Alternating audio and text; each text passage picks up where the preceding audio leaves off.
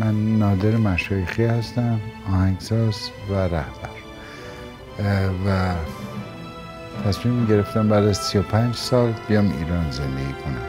چراش ارتباط پیدا میکنه با کاری که ایشون کرده.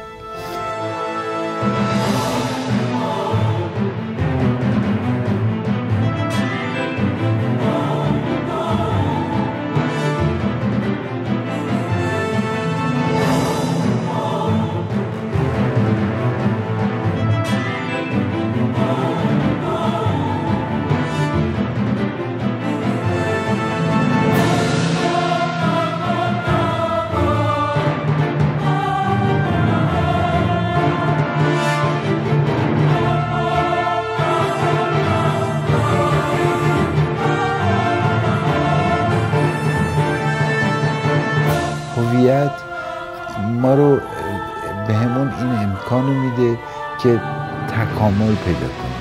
این هویت یعنی یک موسیقی ملی ایران رو داره مشخص میکنه. قطعا اینجا یک موضوع بسیار مهم تاریخ ملی کشور اون موقع که جغرافی بزرگی داشتیم مطرح شده. خود این ایده که زوایای مختلف کوروش رو کار بکنه برای اولین باره واقعا من ندیده بودم تا حالا. و یک ذره داره میگه من جز اون دسته جوان هستم که با تخیلم دارم کشورگشایی میکنم. کاری که ایشون کرده با استفاده از زبانهای مختلف یک حالت پست مدرن ایجاد شده. یعنی بعد از اینکه شما تمام این آلبوم میشنوید میبینید چقدر ایشون هیته داره در زبانهای مختلف با لحنهای موسیقی مختلف. شاه صلح، شاه فاتح، شاه شکوه، عادل و دلیر، صفتم نیست در جهان،